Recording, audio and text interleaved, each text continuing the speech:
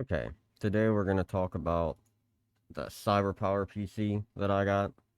I'm going to go over my experience from their website of actually ordering it, to customer service, to the arrival time, build quality, specs, all that good stuff. First, what made me look into CyberPowerPC and eventually go with them? I ran across CyberPowerPC when I was looking for a place that would build it. I run a small company, so I started running out of time to build it myself. And my previous PC, which was really old, had a 660 Ti in it. Finally started really giving me a hard time running anything.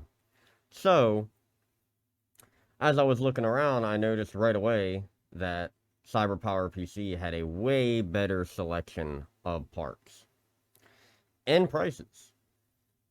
And I compared it to Origin, which was about $1,000 to $1,500 more for the exact same parts I was trying to get.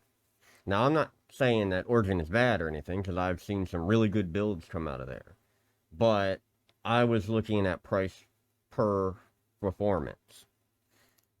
So I went on there and I built a list on Origin with all, tried to get exactly the same parts, but like I said, CyberPower just seemed to have a bigger selection. If I remember correctly, Origin was mainly just forced you to go Corsair, which I love Corsair, but they didn't really give you any other options. That was pretty much it, and you were paying a lot more. So I waited a little bit because I was still a little bit hesitant because I noticed that, I was nervous with CyberPower PC because there was a ton of bad reviews. And on the other hand, there were a ton of good reviews. And I noticed from looking into it that a lot of the bad reviews were people that went to Best Buy and bought a pre-built and they did not buy directly from CyberPower. And that seems to be a huge difference. Rather you order a custom PC from them, or rather you walk into Best Buy and just buy something off the shelf. Granted, I think that CyberPower should be better on both ends because they're still tying their name to it. But I did notice that a lot of the big complaints were from off the shelf computers. So that's what kind of made me nervous. So I waited a little bit and I noticed they had a 4th of July sale and I went ahead and pulled the trigger. And creating the parts list on their website was by far, again, better than any of the other websites I looked at. They had clear pricing, they had pictures, and they would flag anything that was incompatible for people that, haven't built before. I mean, I have, but I still think that's a good thing to have. Because even people that build computers make mistakes. And so they basically don't allow you to put together a system that won't work.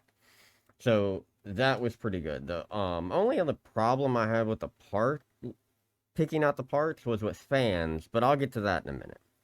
So I ended up going with the white Lian. I can't pronounce the name. It's the O11 Evo case. It's super popular. I'm sure you've seen it 1,000 times by now. I ended up going with a 38 Ti. They don't tell you the brand you're gonna get.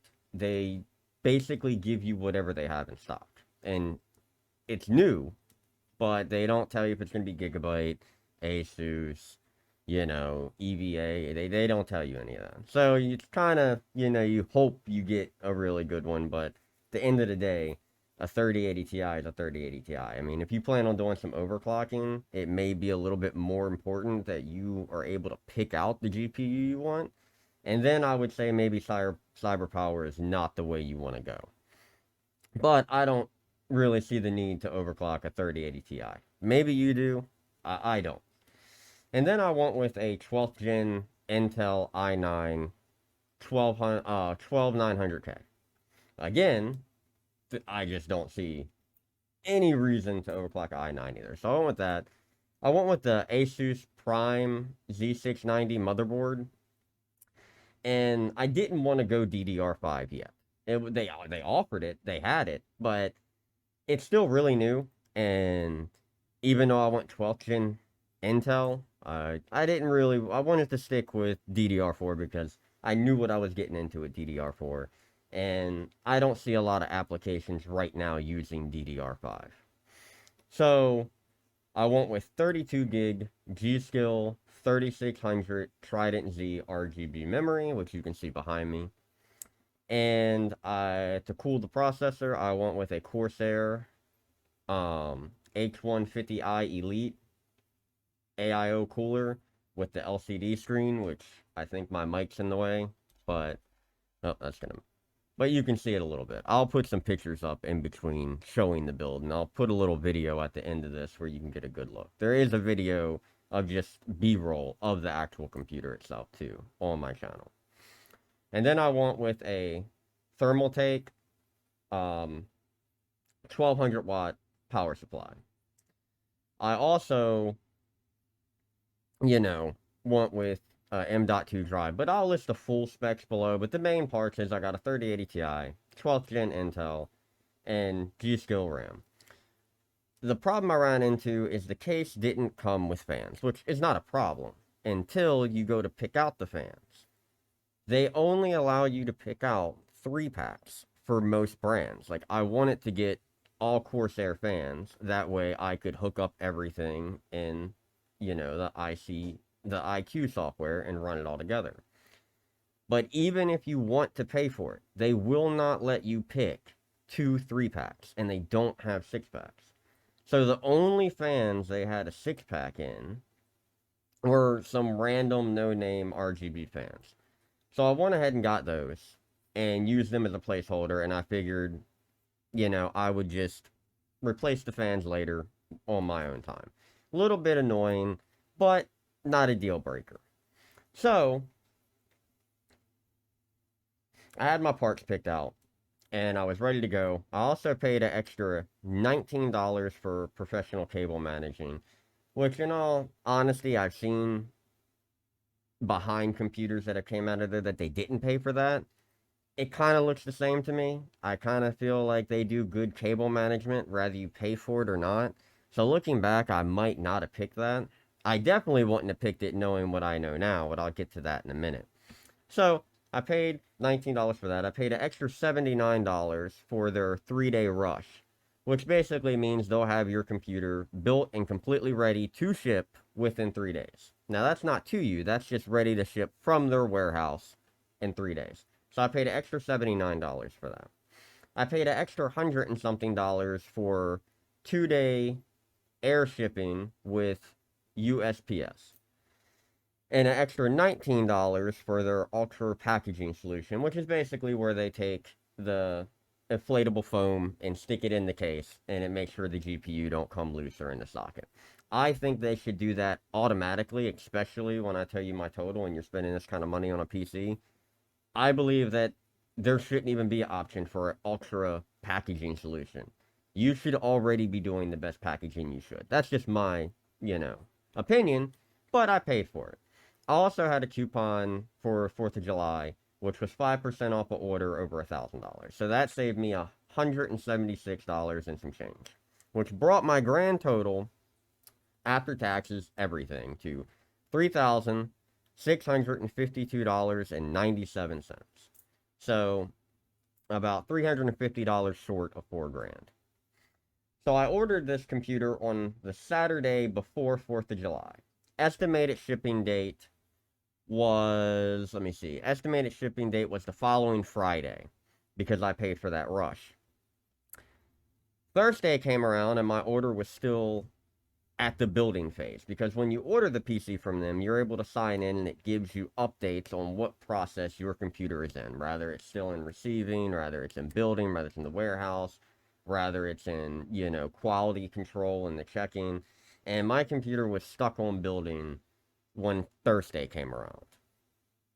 So I emailed my rep, because you get your own rep, and I asked him if we were still on track for the 3-day rush I paid for. He said yes, it should ship the very next day. Well, then later on down in the email, I noticed he said it should ship the next day or the latest by Monday. So here it is Thursday. It's supposed to be here. It's supposed to be getting shipped. So Friday rolls around, and I noticed it still hasn't updated. So I'm guessing the Monday was what it was going to be. Now, I was a little annoyed with that, because I did pay for that 3-day rush. And they do offer a 5-day rush that's $30 cheaper. But I was more worried about them doing a good job. So I was like, you know what? I'll give them until Monday. I'm not going to ask for the $30 difference. I'll give them the benefit of the doubt. I did leave a comment when I was having it built that I wanted them to do a really good test and make sure everything was working. So I figured, you know what? If they do a good job and it gets to me, great. I don't care about the $30. I'll wait the extra little days, and that's fine. So Monday rolls around, and I was thrilled. I was like, okay, they're gonna ship it out. So I got a email Monday night, and I get an email from UPS that says a shipping label was created. Now it was already supposed to be ready to go by Monday night. So I was hoping it would have been like in UPS's hands come Monday night. But the shipping label was created, so I'm like, you know what, maybe they're gonna pick it up because it was around 6 o'clock my time, but they're in California. So they're way earlier than me. So I'm thinking, okay, there's still time for UPS to pick it up. So next day rolls around. The tracking number hasn't updated. It's still saying just label created. So I get in live chat with my rep, and I ask if UPS has the package. Because, if they would have shipped it out Monday, I should have it, by Wednesday, Thursday at the latest. He says yes, that, it's Tuesday when I get in chat. He says yes, I should have it by tomorrow night. So I'm thinking, okay, I'm going to have it Wednesday. That's great. I thank him. I go on about my day. Well, I take off work Wednesday because I got to sign for it and I want to be here. And I just don't have the type of neighbors that you can say, hey, you want to hold my almost $4,000 computer for me? I don't have that. So I take off work, which I don't do much because I run a small company. So for me to take off work is a pretty big deal. So I take off work and I'm waiting. And around 11 a.m., I get an update on the tracking saying that they had just now picked up the package and that the estimated arrival would not be until Thursday. So now I'm a little bit annoyed and I'm still waiting. So I have to take another day off work. So Thursday comes around, PC comes around 1 p.m. Box is in good shape.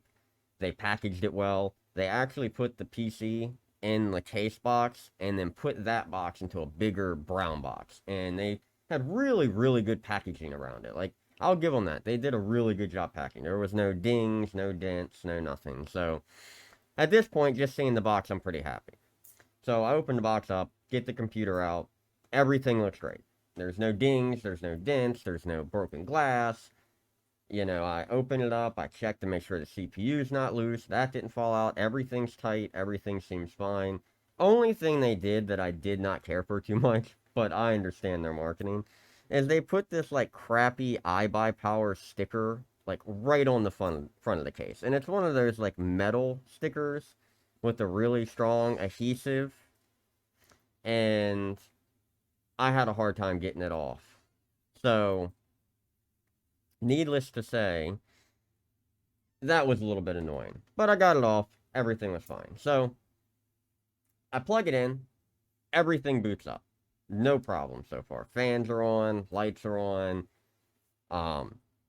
Monitor has picture. Picture looks great. So I update Windows. And start downloading the software like iQ and everything to get the computer ready. Well, I open iQ. And I noticed right away that iQ is not picking up the fact that I have a LED screen, or even picking up the cooler at all. Now the cooler's running, and the man, I can't speak today. LED screen is on, but it's on like a default image. It's not being picked up in the software. So I spent about an hour troubleshooting it, and the whole point of having this cooler with the LCD screen is you can take and put images on it, or you can put GIFs on it, or you can show your GPU temperature, your CPU temperature, your cooling liquid temperature. I mean, there's a ton you can do with it. I mean, you can watch reviews on just that. It's pretty awesome. But it's $290. So I want it to work. So after troubleshooting it for about an hour, making sure that, you know, it was all there, that I downloaded the software properly. I uninstalled, did a fresh reinstall, rebooted the computer. So I go down this entire list with Corsair, by the way, and they were great to figure out why this wasn't working. So we get down to the last troubleshoot, and all it can be is it's not wired right. So I call the helpline with CyberPower, and I asked him, I say, you know, the LC screw screen's not working.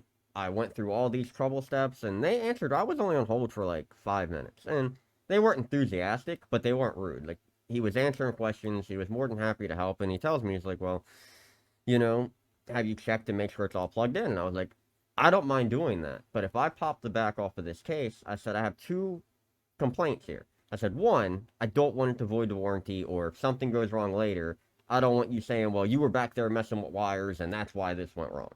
I said, if that's going to be the case, I'm not doing it. He said that wasn't going to be the case. It wouldn't be a problem. I said, okay. I said, my second problem is, depending on what's wrong, I don't want to have to undo the professional cable management that I paid extra for, because then I'm going to have to fix it. I wouldn't have paid extra for it if I wanted to fix it. But long story short, I open it up with him on the phone, and I notice that it's not plugged in to the USB hub. And I notice that the extender for the USB hub from the motherboard is already taken up. So I can't even find a slot for it to go in. And there is no splitter in the box. So he offers two things. He goes, I can send you a splitter if you feel confident that you can put that on there, or you can send the whole computer back and we'll fix it. And I was like, I'm absolutely not sending this entire computer back to you so you can plug a USB port in. That's never going to happen. So I get it to where he's going to send me a splitter.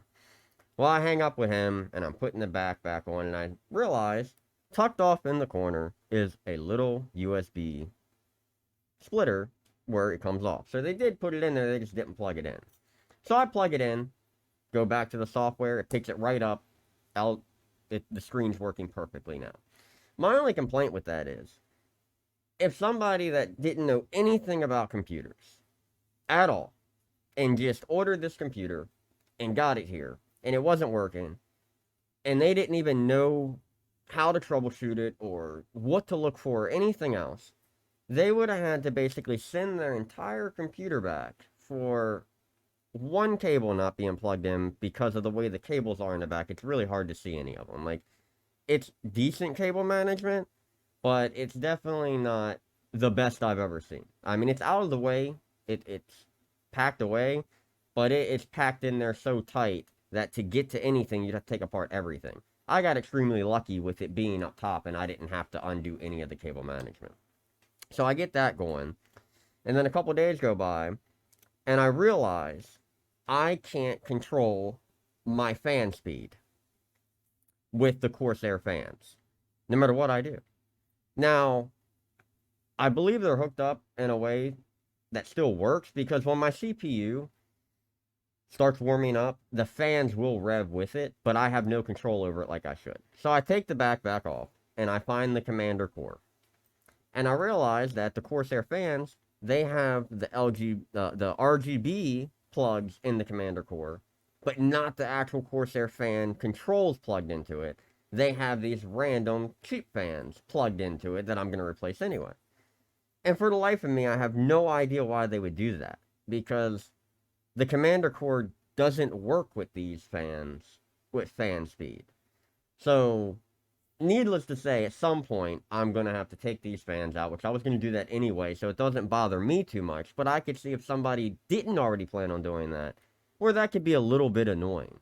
Because when you're paying $290 just for the water cooler, you want every feature that it has to work. That's why you're paying this money. So that was my main problem so far. Other than that, everything else has been great. Build-wise, everything was tight. I did watch some videos where people were saying that their all-in-one water cooler wasn't tightened down with all the screws, or some of their fans only had 2 screws in them. Not my case. Every fan has 4 screws. Everything was tightened down perfectly. The video card was secure. The water cooler was secure. And overall, the build quality just is really good, other than them fans and the fact that the screen wasn't plugged in right and the way they routed the fans. Everything else has been great. They did a good job with actually positioning the fans. They actually have good airflow. You know, it has airflow. They're not just randomly put in there to where your airflow is bad. Everything's been working. I haven't had any issues, no cutoff, no black screens, no nothing. It's just been running. Um, and I did bench test it. Like I stress tested, which I'll put that up there. I ran Blender and I ran Cinebench.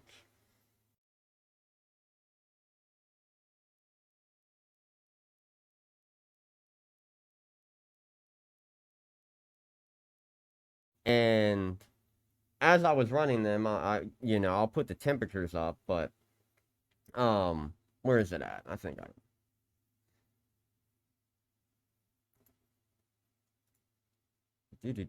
Yeah, when I was running Blender and Cinebench, the highest temperature I could reach on the GPU, and this is after running it multiple times, so it's not just going from ambient temperature to one run and saying your temperatures are great. I actually ran it a while to get it to see where it was going to max out and stay at. The GPU, even under stress, running it 4, 5, 6 times, it stayed around 72 Celsius. It just it's cool. It's great. It's the Zotac Gaming 3080 Ti, the Trinity. It's not the OC version. And it has three fans on it, and it did great. 70 Celsius was the highest I could get it. And when I stress test the CPU and Cinebench, after around 6 or 7 runs, it maxed out around 96 Celsius. Now, I do believe if I could actually get my fan controls to work where I could crank it up myself and settle my max, I do believe that would drop by like 10 Celsius. But it never went over 100, it never throttled, and like I said, I'll put the results up and you'll be able to see, you know, what scores I got. And nothing's overclocked, by the way. This is all stock. This is all just out of the box, how it works. I haven't overclocked or undervolted, because I did think about undervolting the i9 just because you can get the same performance out of it and draw less power, and less power is less heat. So that's something I might do in the future. But right now, this is just all out of the box how it came from CyberPowerPC.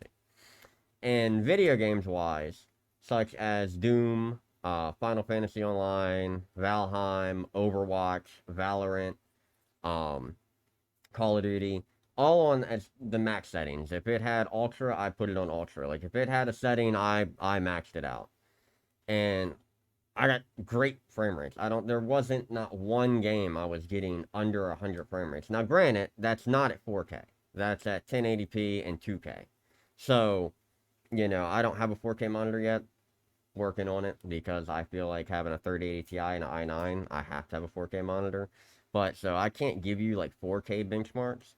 But temperature wise, maxed out all of these games with, you know, max settings. The highest temperature I got to on the GPU was 71, and that was just like a spike. It literally sat at like 62 Celsius in every game, no matter what I was playing. And once in a while, when it was a really heavy scene, it would jump up to like 71. The CPU stayed between 54 and 76 Celsius. And again, the 76 Celsius was just really, really, you know, busy times, especially in MMO. When I got around huge crowds, sometimes it would jump around 76 Celsius, but it would quickly drop back down to the really low 60s or high 50s. And I'm in a climate to where it's hot. I try to keep my house cool, but where I'm at, it's, you know, 102 outside. So we're not even talking, you know, really cool temperatures in my house. So, you know, take that in mind too. So I believe these temperatures would even be even better if I was able to keep the room even cooler. And so overall, I'm really happy with the PC. I do think CyberPower could work on some things. And I do believe if I would have brought up the shipping to them about I paid for 3 day and it took 5 day, I do believe they would have gave me that $30 difference back. But I didn't. And, you know, maybe I should have so they would learn that, but I just wanted them to do a decent job. Um, But overall, I'm happy. I've only had the PC for a couple weeks, so I don't feel comfortable giving a 100% recommendation until I've had it a while and, see how it's going to last over time for at least 6 months to the first year. After the first year, if everything's great, then, then I'd be willing to get behind there and say, you know what, CyberPower's the way to go. I wouldn't go nowhere else. But until then, I can't give that. But based off of my experience so far with the PC and how everything's going, I would say they're definitely worth looking into and maybe ordering from. As it stands right now, would I order again? Yes. I would be a little bit more detailed in the comment section when you put your build order in and you order it. They have a comment box and instructions where you can write in there. I would be a little bit more detailed about exactly how I would want the fans wired and what fans I would want, wired to what. And that way they, if it came different, I could really push it. But that's about the only thing I'd really do different. But other than that, I'm thrilled with it. And I hope this review, gives you some insight and maybe gives you some information that you can use.